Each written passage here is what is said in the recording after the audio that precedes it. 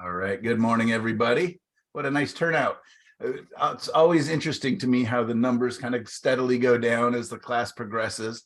I understand life gets in the way. I got a couple of people who are traveling and doing other fun things. But I hope that none of you disappear because, you're like feeling like you're falling behind, or maybe you're not keeping up with the homework. Don't, just keep coming and just jump, just skip whatever the last homework was. If you missed it, you can always go back later, but just keep painting, just keep having fun, keep joining us. I always feel badly when people are like, well, I fell behind and then I missed a class and then I just never came back. So anyways, for those of you, Michael, this is Barbara. I hate to interrupt for just a second, but I will be leaving halfway through. I have to go. A friend of mine recently passed away, so I need to go pay my respects, but hopefully I'll be back before the end of class. okay. I'll disappear, but I'll come back. You know what? How long do I have with you, Barbara, before you leave? About an hour. Oh, okay, great. Well, let's go ahead and start. I didn't even tell you I wanted to do this, but in my notes here about the class, I would love to talk about our little emails back and forth about what you shared with me a little bit, if you don't mind. Don't mean to put you on the spot. No, that's fine. But Barbara and I, after last week's class, had a nice give and take. She is very knowledgeable, having owned a... you got the wrong Barbara. Art shop, right? An art supply store? Do I have the right person? No, that's not me. It's the other Barbara. Who should I be talking to? No. Diane. Diane. Sorry, I don't know why I got you guys mixed up there. Not even close names. Diane. Okay, well, Barbara, thank you. You're off the hook. He was like, oh, man, I got to ask a question. All right, good. I want to hear about that. Yeah. Diane, do you mind joining me for a little bit to discuss kind of some of the things we were talking about in our emails? Because I think it's really important. And I kind of wanted to clear things up. I went back and watched some of the class video, and I was very not clear last week about acrylics and oils and a couple of different things. And also a couple of you are asking about painting over oil paintings and different things. And I think that's all really important. And I want to make sure that I'm clear and did not give incorrect information, or that it wasn't misconstrued. So Diane, if you don't mind, I would love to have you join me for a couple minutes here. Okay. I'm going to change it to speaker view here. And so just to start the class, we're going to have a couple minutes with Diane and I talking about two different things: painting oils over acrylics, and also painting over an old oil painting, the best methods for that. I think it's very useful. And again, when I watched my video last week, I was kind of like, I was just answering questions. It was a little bit messy. So I'd love to do that. And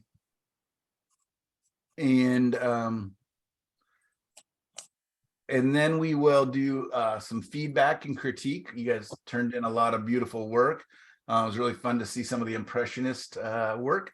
And then we will take a break, and then we'll come back and I will be painting oils over acrylics, or I found some acrylics I can do over acrylics. So I'll ask you guys what you would prefer. And then I will be painting opaque paint over opaque paint. So all these different ways to create the illusion of light and glow in our oil paintings. Yay. So, okay. So Diane, what about the picture in back of you? That one there. What's that one? which one is that? The one on the ground? It's next to the one on the ground. Is that frame you talked about? Yeah, the crazy frame. You can see. It's not put in it, it's just sitting inside of it. Oh, okay. Oh, the picture is beautiful. Last week I told you guys about a super Wow. ornate frame that I thought maybe would look nice with yes impressionistic painting It inside. does. Yeah, because the curly edges on the frame pick up the scumbling of your trees. Hi, Michelle. It's just a wild and crazy frame that I just happened upon and couldn't not buy it. But it's so odd and so ornate. that it can't really go into any of my galleries because it's so different. So it was fun to make a painting for myself. You know, one of my favorite Monet paintings or designs. Mhm. And the chance to use that frame, I don't know. I just literally put it in this morning. We'll see. I'll have to live with Yes. it for a little bit. It's a very cold painting, like blues and greens, and a warm reds and gold frame. So we'll see, but I mean, I don't know. Looks like it could work. Yeah, good question, Susan. And then really quickly, I'm just going to do a share screen and show this painting that Susan was talking about. This is the painting that was in the OSA In the show. office. I was amazed because I never saw your realism. Well, no, So, yeah. I gotta take that back because the calla lilies are amazing. Okay. Oh, thank you, thank you. Oh, So more than amazing. This was from our trip around the world. My wife Oh, and daughter wow. took, and this is in Korong, Cambodia. Is that Oh right? my God. So they actually filmed one of the Survivor seasons back there somewhere in the jungle. But anyways, we lived out on one of the ends of one of these docks in a little hut for a couple days, for a little while. Wow. And it was, you could actually see the water underneath the dock and everything. And are you guys able to see the painting okay? Mhm. Mhm. So the part I was talking Right. about that I painted with squeegees was the water. So I actually Oh, I did it see. 3 or 4 different translucent layers where I would put it down and then I would remove a lot of it using the squeegee. And you could probably see some of those lines, but I built it up. So it was a lot of fun and really interesting and kind of a nice experiment. I also used the squeegee to create some of these lines where I would just kind of dip it in the paint and drop it down. Oh, God. So it's kind of an interesting, fun little tool. I love experimenting with just different ways to make marks. So yeah, that was just a rubber squeegee. I think it's copper. The handle part is copper with a rubber insert. And yeah, I've seen Charlie Hunter use squeegees, and Jeremy Mann, Mann, is another artist who uses squeegees in their work very differently than I do. But you know, it's not like I created it. Like I took a shower one day and hey, I could do something with this. But it is fun to just get different implements and just see what happens and see what marks you make. And sometimes they're useful. I think I talked to you guys about using old debit cards or the room key cards for hotels. I use those quite a bit for my straight edge because they're flexible. So I can kind of bend them and still make nice straight edges and straight, or crisp lines. So I'll just dip the edge of the card into paint and then bend it to whatever angle. So it's nice for grasses. It's nice for power lines. Yeah, you can kind of see if I lean in here, yeah, like this line, so straight. I just probably couldn't Wow. draw that. And that's just the edge of the squeegee. So anyways, this one was just all about the warm light coming through, affecting the edges of things. I really liked how they would hang out all their, clothing and everything on the Gosh. lines along the docks. And so anyways, good memories. Thanks for mentioning that. So I had an excuse to share it with you guys. Yeah, thank you for explaining your technique. Yep. Great. All right. So we're back to stop share. And let's go ahead and let's talk about, first, let's start with the building up acrylics and then putting an oil painting over the top. I did further research during this week. And again, Diane was so nice. Diane, tell us a little bit about your history with owning an art supply store, please. Oh, well, I had an art supply store for 27 years. And so I started painting with acrylics when I first started painting, and then I moved to oils. And I've had a lot of experience teaching with students who have used oils and acrylics. And I think one of the major problems that I've seen with the acrylics under the oils is if you get the acrylics a little bit too thick, they will often cause peeling and flaking and different things like that.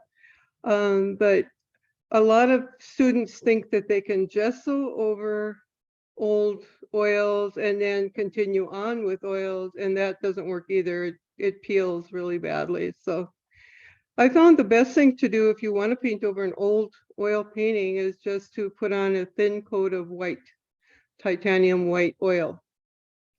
And I like to use like the fast dry oil from Gamblin or the Griffin Alkyd White. It works very well. You can put on a thin coat.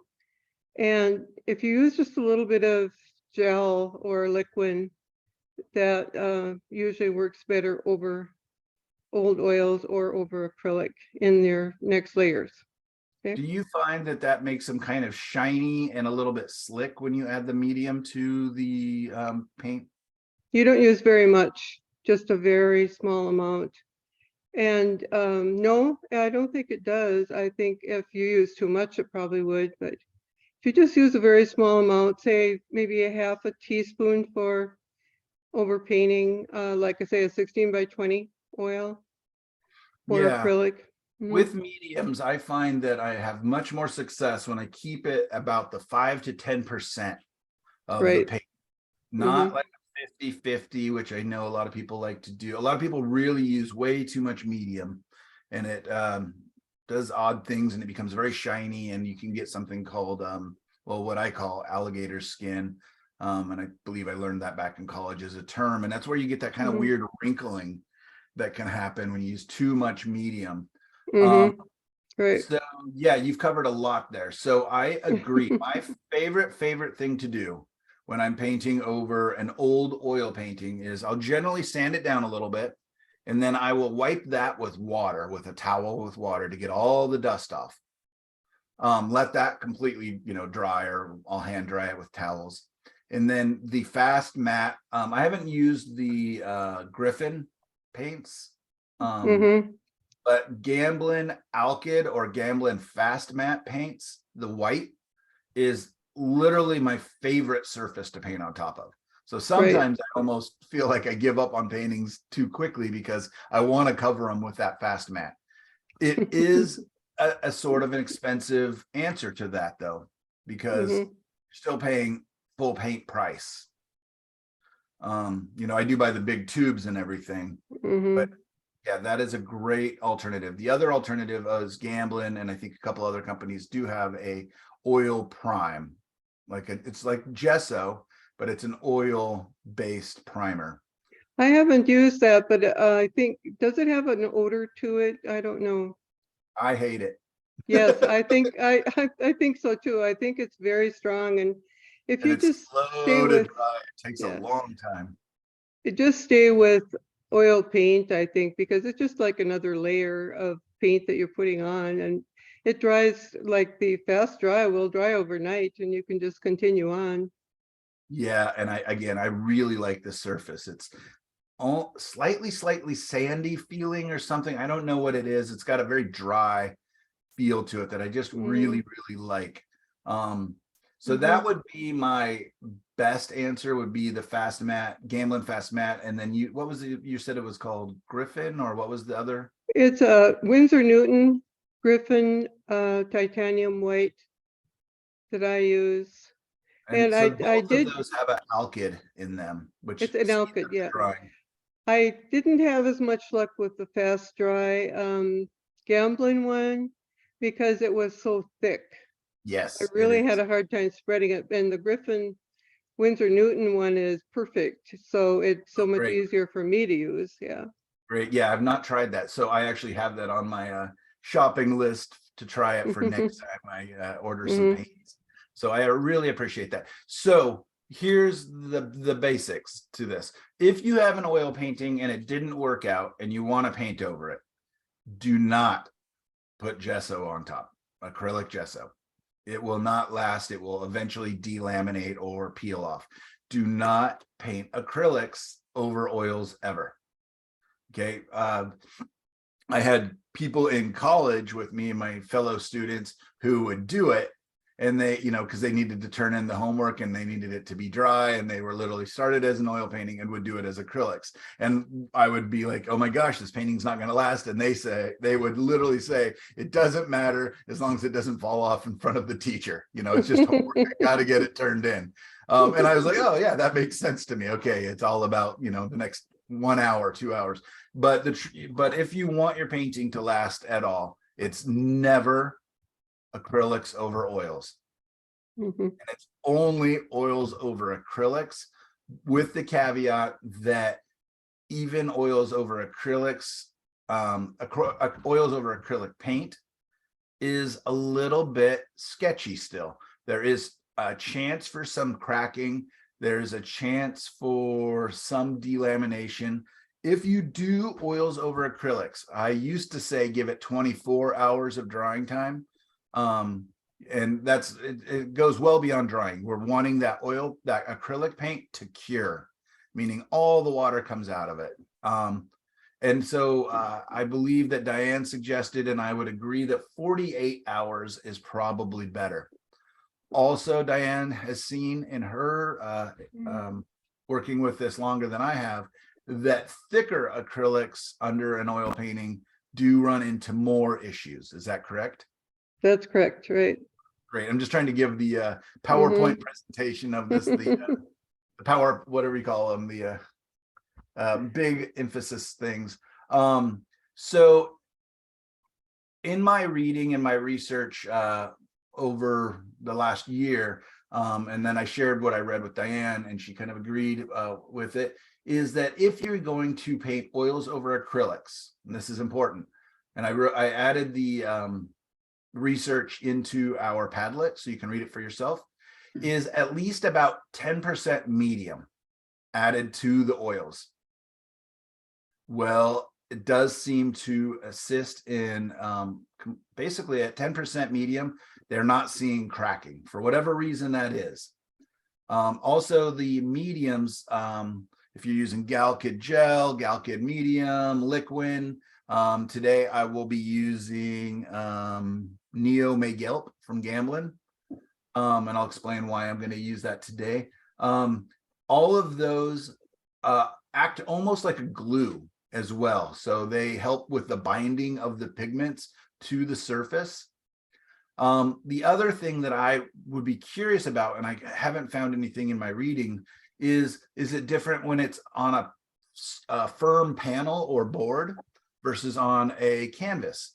Canvas is a lot more flexible. If you live like in the Pacific Northwest, where we get freezing temperature as well, up into 110 degrees. So we have these huge temperature fluctuations. Also, we have a lot of moisture. So canvas is constantly expanding and contracting. And so you've got a changing surface. Also, the flexibility of a canvas versus a firm panel. I do believe paintings are better served on a firm panel, a firm surface that's not moving. You can do a lot more. If you're ever going to use any cold wax medium at all in your paints, which is a fun, wonderful medium to experiment with, but very temperamental when it comes to temperature and aging. Please do that on a firm surface, a board or a panel. Do you have any insight into that, Diane, at all? A panel versus canvas? I think you're absolutely correct, because the problem with oils is that they really flex with the cold. I mean, they don't flex with any cold or heat, right? They don't. And acrylic, even the acrylic gesso, of course, would have a small amount. But I think like the ampersand boards or the wooden panels with a gesso undercoating would be your best, your optimum for sure with oils. I completely agree. And talking with the people at Gamblin, they've done a lot of work with the major museums, is that the paintings that have lasted the longest are generally on a firm support. And that just makes sense, right? I mean, you imagine canvas, all the flexibility and all the movement. Oil paints dry brittle. Acrylics do keep some of their flexibility. So if you're putting a brittle thing on top of a flexible thing, you might get some of that cracking, whether it's severe or the micro fractures is what they call it, that we don't even hardly see. And with the micro fractures, they aren't finding that it's affecting the paint's ability to stay connected to the surface. But it is there, and they not exactly in some of the reporting that I read, they're not exactly sure what that will do long term. So very scientific. But I know that I just didn't respond well to some of the questions last week. So I wanted to take a couple moments to clear that up. I'm trying to, Renita, you asked a couple questions about that. And I think Lisa, maybe you asked some questions about that last week. Does that answer for anybody, and everybody's free to speak up here, does that answer questions that you may have had floating around or been thinking about? For anybody? Great. I had some questions. I bought a linen pad. It's a pad that has 10 linen pieces of paper of canvas cut. Yeah. And I put just 3 coats of gesso on it just to use for practice for classes. And then I taped them with like painter's tape or something just to hold it on a firm board. Perfect. And I put my reference. Is that going to hold up for any length of time? 100%. So when I took our trip around the world and painted, I basically took those kind of pads of canvas paper or canvas and pads. I put bookbinding glue along the sides of it, and so that it was nice and firm, and I could basically set it up in my on my easel. And then as I finished them up, I would take my palette knife and slide it in between the page and pull it off and let it dry. What was so nice about that is once they were dry, and this sounds crazy, I was able to roll them up and ship them home. Right. Because I couldn't carry, it was a year-long trip, 22 countries. I couldn't be dragging all these paintings around. And then once I got home, and I would put a little bit of like wax paper or something in between, which did cause some issues. And some paintings I thought were dry were obviously not dry by the time I got back into them. Paint had been pulled off. But what was neat about that, Brenda, was that the ones that I really liked, and I can go grab one or two if you'd like, I can show you. I've got them in frames in my other studio here, is that what I would do then is I took an acid-free glue, kind of I can't remember what it was, maybe a rabbit glue or something like that. You'll have to do some research. And then I attached those to boards, and then I framed them. So the ones I really like, so let's say I painted, 50, 60 of them on the trip and culled those down to my top 20 and then framed up 10 of those. I actually attached those to a masonite panels, acid-free masonite or low acid. And you could do it onto a gator foam board, would be cheaper, lighter, and probably safer. When I take them to my framer, that's I think what he does is puts them on foam core board. Yeah, so it's exactly. on firm and then frames it. Yeah, so it worked wonderfully. And it is just a great idea for space. Again, for shipping, it was wonderful. I've definitely come up with some ideas of how I would change it, because all my mediums were pretty slow to dry, because you can't travel with paint thinner, and you can't even travel with some of the mediums that have any kind of petroleum or anything in it. So I only was using the what's it called, the medium free gel, or the Solvent-free, the solvent-free gel. Solvent-free gel, which was great because you can paint with it. You can also use it to clean your brushes. You can do a lot with it. And then basically we would stop, and I would buy like olive oil, cheap, any kind of cooking oil to clean my brushes, and then finish that off with dish soap and water to clean my brushes. And I didn't do that very often, but if I ever needed to. So anyways, that may be why some areas never dried too. I may have got some bad oil into them. But going forward, I think that I will probably, unless it's really a painting trip, I will probably be traveling with either a little kit of acrylics or probably more likely gouache. I really like gouache. You can just take a little paper pad and paint. So that gets my, scratches my painting itch while I travel. It's really great to travel with. I love how the books look at the end. I basically just use the blue tape and tape off squares on each page and make little sketches. Michael? Yes, please, Diane. Or Hello. Susan, sorry. Yeah, Susie. Yeah, Susie. I have a question for you or Diane. With the linen canvas pads, very fine. Maybe I missed it. I don't know. I had to get another coffee. Diane or Michael, do you gesso those? Because isn't the point to have that particular linen surface?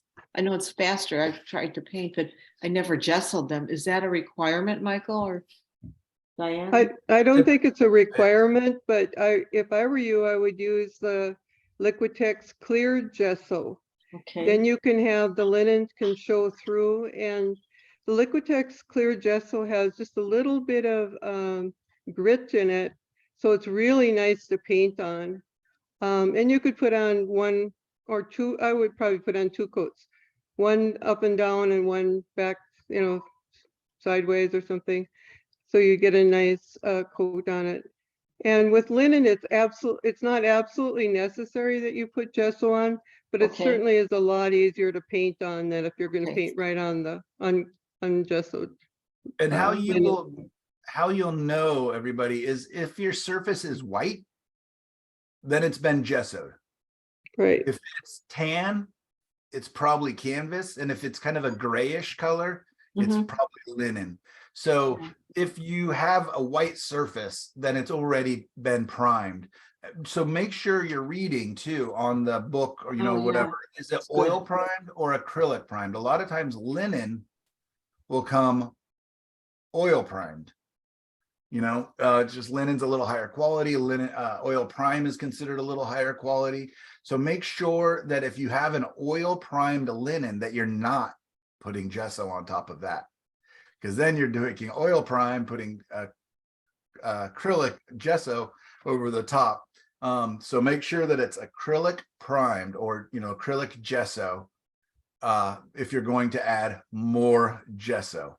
All right, let's see what you got there, Susie. Okay, so I bought this, and it says here, I don't know if anyone can see, it's a pad. It is linen, Centurion OP oil deluxe oil primed linen, There you go. and specifically designed for oil painters. Oil prime, Michael Yeah, and so Diane. you would not want to add gesso on top Okay. of that. That is No. ready to go.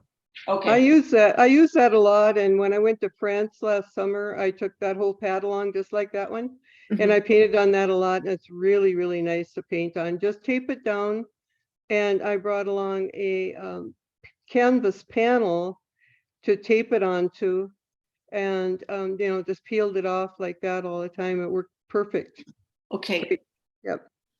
Hey, thanks. And Diane, then when you traveled, how did you protect it if it was still not completely dry? Yeah, Well, really. I use Gamblin's gel, and I use the white alkyd paint, and so it always dries overnight. And then Yeah, I have a use- canvas carrier that I put them into. I have 11 by 14 canvas carrier that I put everything into, and I probably get at least 8 panels in there. And the canvas, the heavy, the one you're holding up, that's really nice and heavy. So it's Mhm. easy enough to put it in there when it's dry. And it really, yeah. And I put it in an 11 by 14 one so that I have enough room for everything. All right, and I think keep you get talking. about I'll 8 in there. go grab my example. So Diane or Michael, this thing says exclusive OP enhanced oil priming. Yeah, that's a beautiful primer. I use those all the time. They're the best. Okay. Boy, Well, I'd they're love probably to, not the very best, but they're the most affordable best. for Diane, future this is- reference. Oh, I see. Sorry. Yes. The one I have says acrylic on it. Oh, neat. Yeah. That's interesting. That's good. This Does it is say a, Yeah, It's show linen. Michael that. Senso is the brand, and it says Yeah. universal acrylic prime accepts multiple mediums made of heavyweight linen, and it is And the base. I believe that's a clear gesso on there. Yeah, Okay, it's so- a clear gesso on that one. yeah, And that's just, I use that a lot also. It's very good. thank you. It has a gray, you can still see the gray linen, which makes it really Mhm. pretty when you paint on it because it has a clear gesso on it instead of the white gesso. All right, so we are taking a lot longer talking about this, but I think that it's very important. I hope we're not, Yes, yes. nobody's completely bored by this because if this saves one painting, you know what I mean?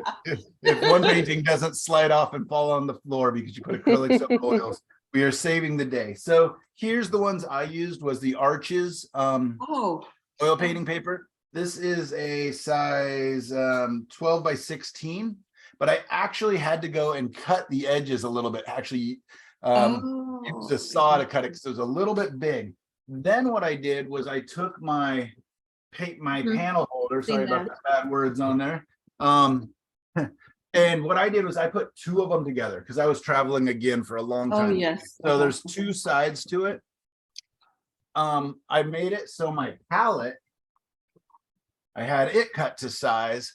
So this is plexiglass. Oh, my. And that way I could put my wet palette with my paints in one side. And then my wet paintings on the other side. So what I did was I would paint on this, that's with the cover on it. Here's without the cover on it any longer. So this is just the paper. I glued the edges, like I said, except for I would leave a little bit of blue tape on in the middle, so that when I remove that blue tape, then I could stick my palette knife and take it off. But what I would do is keep it on the pad and slide that. And I had 3 pads with me. So each pad has whatever, 10 pages. I could take the pad with it so it's nice and firm still, like it's on a panel. And it would fit into my panel carrier. I could actually have 3 pads and there's separators in there so they wouldn't touch in. So I could have 3 wet paintings at a time. And in fact, here's a 12 by 12 pad also fits in there.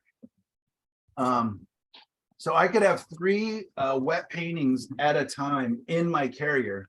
So, you know, that would be fine. And then generally, whenever we would stop, I would take them out. You know, if we were going to stop for a week or a couple of days, especially if it's somewhere warm, letting them air out. When they were done, I would simply, you know, when the painting was dry and on there, I would take my palette knife, remove this piece of paper. I would then roll the painting up, putting a little bit of wax paper or something pretty good in between them. It depends on, you know, everywhere you travel has different stuff. This painting got just scratched just now. One of my very, very favorite paintings from my trip. Wow. This is a painting that I actually sold right when I got home to help pay for my trip and felt so badly because I loved it so much. And it's mostly the experience. I was literally getting hit by the waves by the time this was done. My painting was soaked, but it still retained its shape because oil paints can get wet once they kind of tacked in. This was a sunrise painting in Spain. And anyways, I had so much fun painting it that when I sold it about 6 months later, I was doing my open studio event. And I called up the lady who bought it and I said, you know what, come into my open studio early and you can have any painting in my studio if you'll trade me that painting back. I was very lucky that this is an 11 by or 9 by 12. She only took a 16 by 20, only doubled the size of it. She could have probably taken a great big one, but I love this painting and it's rare for me to keep a painting, but this one has all the things. It was, for one, it's also palette knife, which I never do. I never do palette knife paintings. And it worked for some reason. I think it was being freezing cold in Spain, being hit by water and mist and all the magic that goes with being miserable. And it was just the memory of it. It was just so nice. So anyways, it was completely worth that painting. She was happy. I was happy. She got to live with this one and then got a new one. So that never happens for me. I'm usually very liberal about letting my babies go as soon as they're done. But anyways, this was done on the paper and then I glued it to a panel threw it in the frame, and voila. So did that make sense, you guys? So by cutting my palette, my surfaces all the same size, and the cool thing too, Brenda and Susie, is when you paint on those paper ones, they're if half the painting doesn't work out, it's so easy just to take your scissors and just cut them and make it fit perfectly. Like you take your 9x12 and there's probably a good 8x10 in here somewhere, or 8x8, maybe just a good 6x6 in here somewhere. And you just keep chopping it down till you get a nice little painting. So that's a lot of fun. Can I Michael? ask- Yes. I was wondering, do they smudge when you put them in the box? The edges do. Yeah. So the frame, it usually is in the same area as the frame will cover. But yes, the edges where it's, because it does have separators inside of the box. Mhm. I don't know if you can see. No, it's pretty dark in there. I But see. there's little Yep. bars that keep, so I could basically put 4 separate panels in there. It's just kind of little lines that run down the edges on each side. So that will smudge, definitely. And a lot of times just, you know, at the end, I'll just kind of go and refix them up a little bit at home. And then, yeah, if there is any warping, like if they're in there a little bit loose and they bend, or, you know, something heavy gets put on top of this, because this is basically like a plastic kind of a cardboard feel to it. I added Velcro and really strong magnets to help keep things shut. But yeah, there's definitely chance for, you know, error. A lot of my friends have wooden boxes that they keep their paintings in, but that just would have been impractical traveling. You know, weight was definitely important to me. We basically traveled with carry-on bags around the world for a year. And then the only thing I checked in was my paints. And traveling with oil paints is a bummer.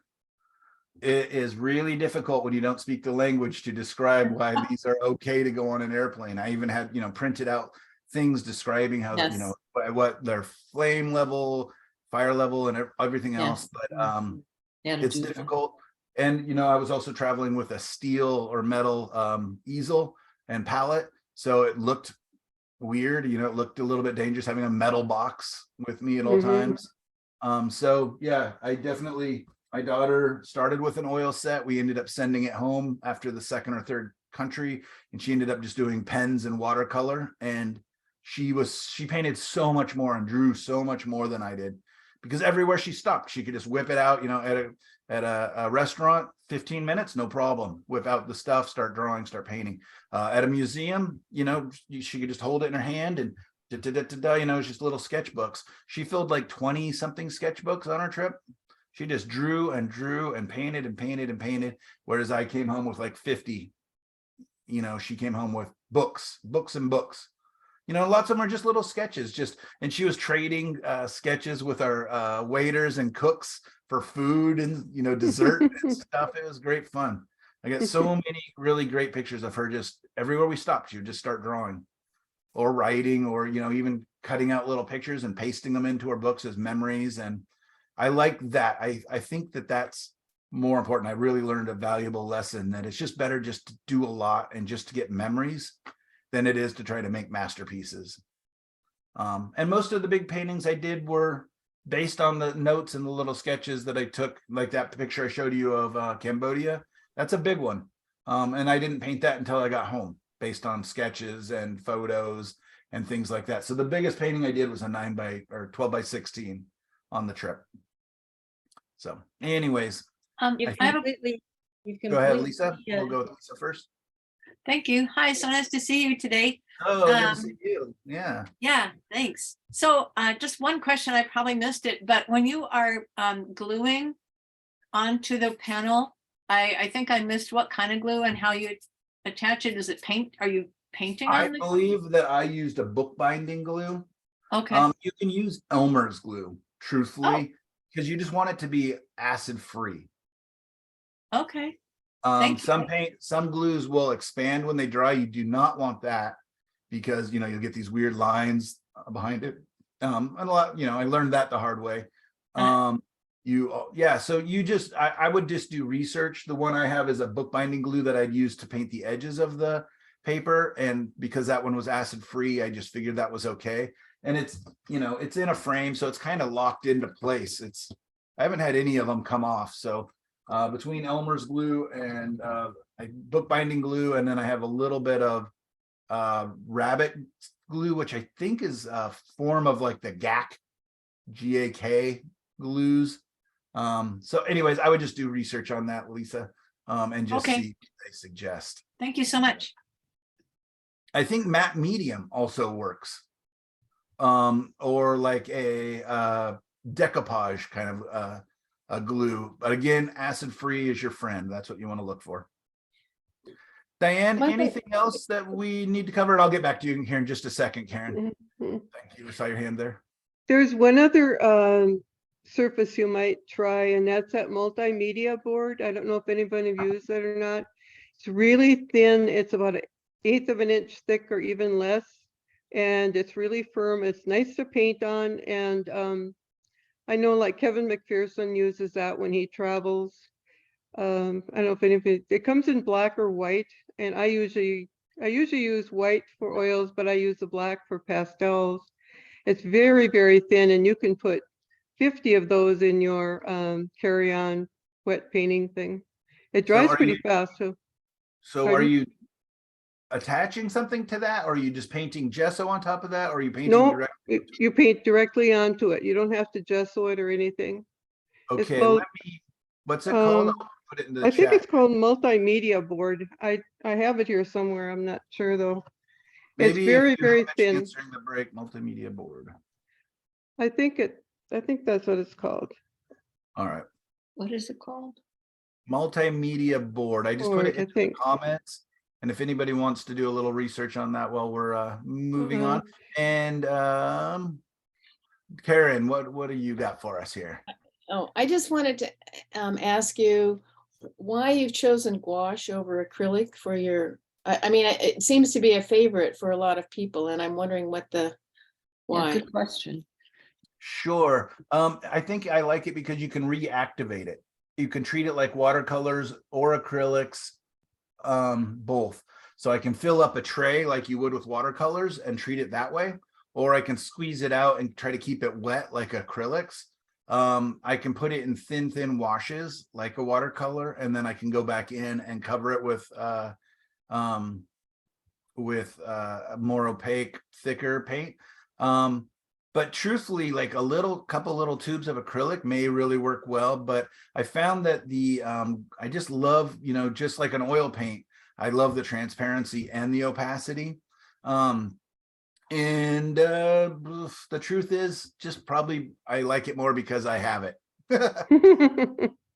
We just got our first nice set of it's back there in that bag right there. Nice set of acrylics, like actual nice, because I've always just used little kid quality acrylic paints, the big tubs of it. Just because I don't consider myself an acrylic painter really. So I just bought cheap stuff that my daughter would use when she was, young. And so now I'm just using the leftovers from her. So I can't imagine traveling with the big, cheap quality ones. But now that she's actually in an acrylic painting class in college, so we bought her a nice set, and they're expensive. I couldn't believe it. They're just as expensive as oil paints. I think we spent well over $100 for 8 or 9 tubes for it, and they're not big. So yeah, I definitely could see myself traveling with acrylics. Great. The big thing is that you don't need a medium. You don't need paint thinner. Yeah, I love acrylics. The more and more I use acrylics, the more I'm enjoying them. The thing that I don't like, and I'm trying to see who our acrylic painters are in the class here, is there's just a certain kind of a plasticiness to them.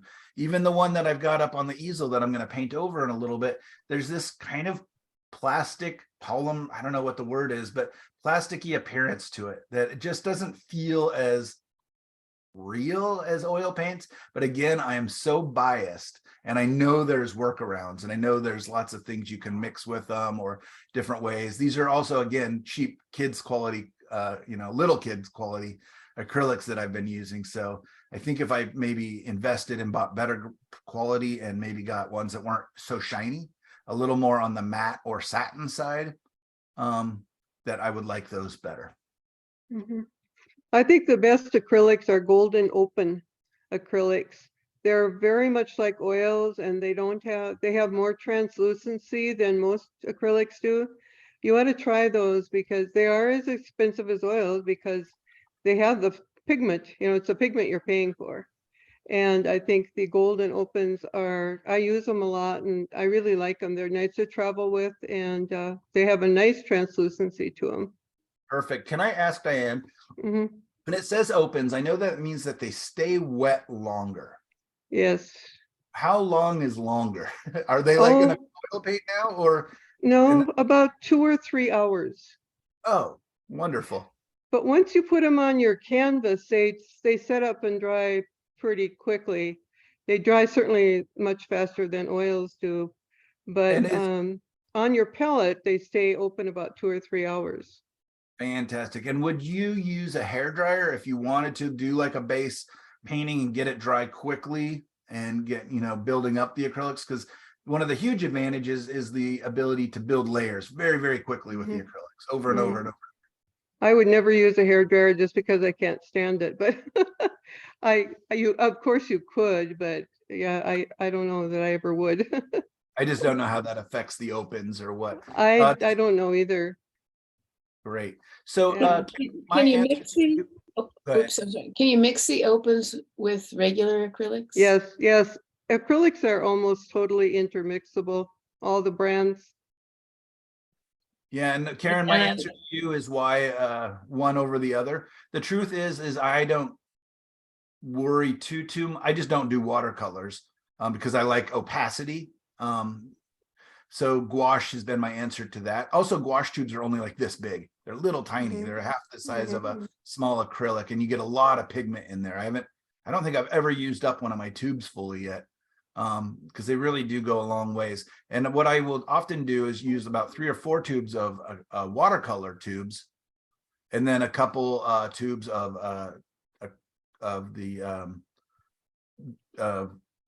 the other tubes of paint for opacity. So like my whites and stuff. And so it's just this kind of hybrid mix, and it's just super lightweight, and it fits in a little tiny bag with a little tiny sketch pad of waterproof paper, whatever, kind of a tougher paper that can take it. And yeah, so my I guess what I was going to say is whatever works, whatever is easiest for you to pull out and paint just a little sketch. Imagine with oil paints, it's 15 minutes of setup and 15 minutes at least of tear down. So if I'm only going to paint for 15 minutes, I'm already into it for 45. Whereas with my daughter, she could literally, we're waiting for our pasta to come. We're in Italy, and she would, pull it out, draw 5 minutes. You know what I mean? It's just instant. And so I was just like, okay, there's so much freedom in that. Just having a little tiny kit. I have a little, basically the size of a purse, but I like to call it a satchel with, my little painting stuff in there, a couple pens, couple pencils, just a set of primary paints, a couple little brushes. My brushes actually pull apart and go inside of the handle to protect themselves. So they're only like this big, and then I pull them apart, put them together, and they get bigger. My water thing folds flat. It's just a little square. I mean, I can grab that if you guys want to see it really quickly. It's just sitting right beside me. You want me to grab it? All right. Can you mix acrylics to make different colors and with the gouache as well? Or do you have to get the color you want out of tube You can mix gouache and acrylics together. There's no problem at all. to make In color? fact, when I studied with Stephen Quiller for a couple of years, and he always used white gouache with his watercolors, and sometimes even with acrylics. So they're pretty easy to mix together, right? Yeah, that's how I started, was with white was my only gouache, and then it was all the rest were watercolors. So I've got a little cigar box here that I painted, put magnets on, and it's got my paints in it. So these are my gouache, but sorry, my gouache paints here, and then another little tiny cigar box here. And those are my watercolors. So if I want to make it a really little kit, I can just take this little tiny box with my paints. Again, it's just a little cardboard box. I painted it, added magnets onto it. I love little rare earth magnets. I got a whole bunch of them one year, and just keeps everything nice and closed. My little palette that I use is just a little tiny plastic one. You can find whatever works for you. It opens up double big. I can put my thumb in it. It's got mixing areas as well as little spots to put my colors. But a lot of times I just use whatever's around me. My brushes. I got really lucky when we went to the plein air convention one year. My daughter and I went and gave a talk about, and my wife, and talked about our trip around the world painting with kids. And everybody fell in love with my daughter. She was an adorable, little girl. And they just gave her so many free art supplies. Everywhere she went, they were giving her art supplies. So these are the brushes. They're metal. And then when you open them up, sorry, I'm trying to remember where open them up and slide them into each other, they become nice and big. So these are great. I've been using the same set. They're actually good quality. Same set. So I've got all the different sizes, half are flats, half are rounds. Basically, my daughter got 2 kits, one with flats and one with rounds, and I just went and mixed them so that every other brush is a flat or a round. The cool thing is too, it sits on a surface, like on a tabletop. Who makes those brushes? Hmm. You know? Jack Richardson. Oh, that's who actually, that's the person that I think handed it to her. Oh, that's pretty cool. My pens are just in a little kit like this. And I just grab black and white as well as pencils. So it's all basic. And this is my huge bag. This is like if I'm gonna go in a car, I can throw everything in it. But this usually gets broken into little pieces. I don't even know. Yeah, this is the little pen kit. And then the pads of paper. I was trying to find my little ones. This is a great big one. Really, I love the landscape view of it. It's really thick. And then I will actually tape with blue tape off so that when I paint on it and pull the tape off, it has this beautiful clean frame around it. I can also do like 3 or 4 of them, like small. And it really makes a nice presentation at the end. In fact, I've sold my first book I did this of in Italy. I sold almost all of them, all my little sketches, which was kind of a mistake because I'd probably rather have them than charge the little bit I charged for them. When I'm painting at home with this little kit, I bought a little tiny easel, a little tabletop easel, and it also has paints and stuff inside of it. But this one's a little ridiculous. But it, I think it cost me like $15. So thought I would experiment with it. Michael, so when your daughter was at a restaurant or whatever and doing her sketching or whatever, what did she bring with her, and how did she do that so quickly? So a tab of paper like this, but half size, and you want a good quality paper that can take a little bit of water. She did a lot of mixing pens and watercolors. So we ended up figuring out that she needed alcohol-based pens because, otherwise the ink will run, or she would use pencils and paint. So almost all my pens are alcohol-based. One of my favorite things to do too is to use black and white or black and gray pens and then go over the top of them with these white paint pens. And you can make lots of detail and do lots of interesting little forms like that. I have tons of little sketches like that. I really like them. I'll do them oftentimes in just little 3x3 squares. This photo is one that I want to do with that, where you can just get really detailed. And, I love the black and white design and just amount of detail. So I can do that using use a gray pen, go over it with a black pen, and then come back over the top of that with a white pen. So yeah, her kit was Do you have often just a sketchbook book, available? a couple pens and a couple colors for watercolor or acrylics. In a little tray? Yeah. Yeah. Oh, and I wanted to show you the water cup. That's one of my favorite things. This is actually the water cup that we would use. You just folds up and becomes a little water cup that, you just fill up with water and sits there, and actually even has holders for the brushes on the sides of it. Once it fills up, it keeps its shape pretty well. But I always thought that was pretty clever. So yeah, you know what, Michelle? The least is the best. Just grab a couple things. I like blue tape. My daughter didn't care whether or not her edges were clean, but I liked it. I liked the presentation of it. Yeah, so yeah, I can definitely fit all the paints I need in this. I like, you guys know, I like a little bit bigger of a surface, mixing surface. I think my daughter's is half this size. The brushes. This is a lot of pens, but a couple pens. So this could definitely fit into a little bag, plus a little art pad, and you're off to the races. Mhm. So it does not take much. I guess the key is whatever is easiest. I really find we get in our own way, and I definitely do, where again, if I had to, I would only paint when I wasn't with my family, when we weren't hiking and busy. So I would basically paint at sunrise or sunset, which is my favorite times to paint anyways, but I had to make sure that they were going to be busy for 2 hours or sleeping or whatever else.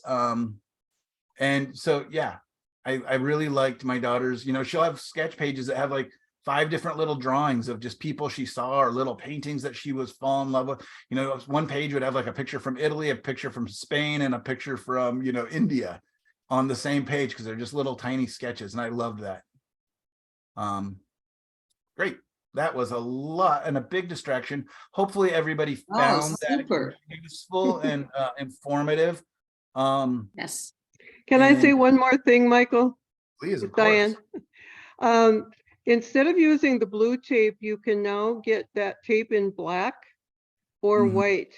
And I really And like gray that. now too. Yeah, so it doesn't skew your color so much, right? Yeah, exactly. Yeah, I basically bought a huge thing from Amazon, so I'm slowly burning through it. And definitely, yeah, different tapes are different qualities. But yeah, I'm looking forward to getting to the gray tape or the black tape. I guess white tape too. But yeah, the blue is interesting. Yeah, good call. Great. I'm gonna go ahead and say we should take a 5-minute break, then we'll come back and we'll do a critique, and then we will take another 5-minute break and get to painting. Everybody cool with that? Great discussion. Completely. I thought it was going to be a 5 to 10 minute talk with Diane and everything, but this was really useful. I've learned a lot, and I think that this could go a long ways for all of us making more Yes. successful paintings in the future. Yes. That, we don't want our masterpieces to be sliding off the canvas. Yes. All right, 5 minutes. See you guys at 10:07. This is super, super, super. Good.